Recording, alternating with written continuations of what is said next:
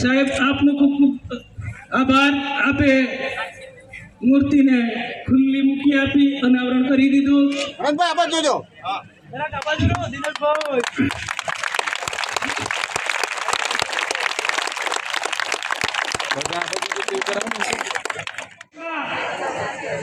આદિવાસી અને વંચિતોના આદર્શ એવા બિરસા મુંડાજીની પ્રતિમાના અનાવરણમાં આટલા પ્રેમ અને સન્માનપૂર્વક મને આમંત્રણ પાઠવવા બદલ સમગ્ર આદિવાસી સમાજ અને આદિવાસી યોદ્ધા મારા ભાઈ સાથી અનંત પટેલનો હૃદયપૂર્વકનો આભાર માનું છું. આજે એની જરૂર નથી, એના માટે બીજા નેતાઓ છે. આજે આ પ્રસંગે તમને એક જ વાત કહેવાની છે. ગઈકાલે સુરેન્દ્રનગર જિલ્લાના ધ્રાંગધ્રામાં મારા સાથી પૂર્વ ધારાસભ્ય નવસાદ પટેલ સાથે, નવસાદભાઈ સોલંકીની સાથે ડોક્ટર બાબા સાહેબ આંબેડકરના સ્ટેચ્યુનું અનાવરણ કર્યું. અને આજે ભાઈ અનંત પટેલ સાથે બિરસા મુંડાજીનું સ્ટેચ્યુનું અનાવરણ કર્યું. એનો મતલબ એમ કે આપણે આજે દલિત આદિવાસી સમાજની એકતાની વાત કરવાનો પણ પ્રસંગ છે.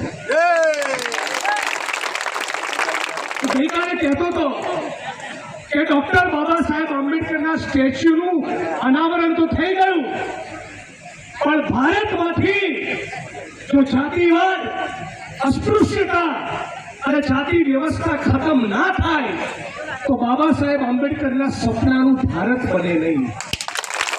એ જ પ્રમાણે બિરસા મુંડાજીનું સ્ટેચ્યુ તો લાગી ગયું અને એમનું સ્ટેચ્યુ દરેક આદિવાસીના દિલમાં તો છે જ, પણ પાર તાપી રિવર લિંકનું આંદોલન જીતીએ તો સ્ટેચ્યુ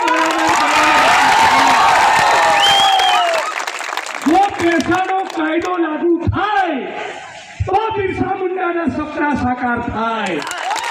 જો જંગલ જમીન મળે તો સ્ટેચ્યુનું અનાવરણ કરવાનો મતલબ છે.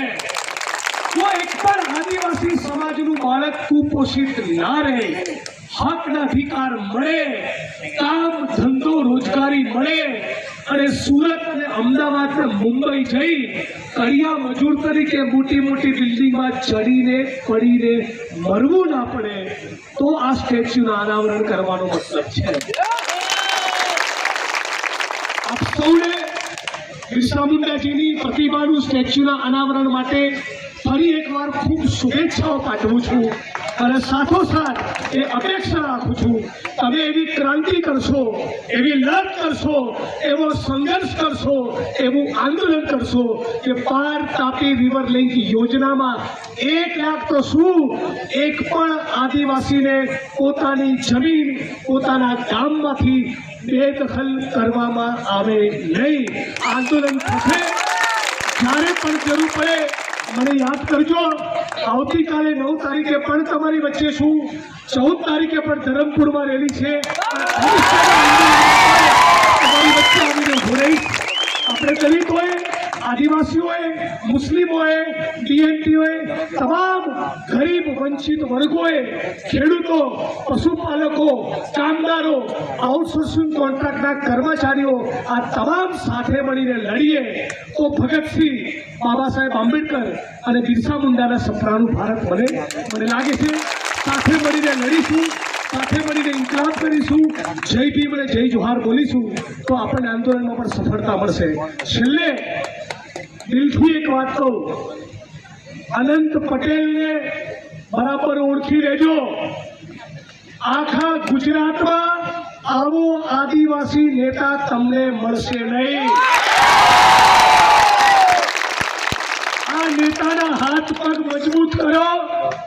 તમારી કાળી મજૂરીની પાઈમાંથી ફૂલ લઈને ફૂલની પાંખડી આપીને અનંતભાઈની તમારી રેલીને, આંદોલનને સફળ બનાવો, ચૂંટણીમાં જીતાડો અને ત્રીજી વખત ગુજરાતની વિધાનસભામાં મોકલો તો ફક્ત વાંચતા નહીં, આખા ગુજરાતના આદિવાસી અને ગરીબોનો અવાજ બનશે. આટલું કહીને મારી વાણીને વિરામ આપું. જય ભીમ, જય જોહાર.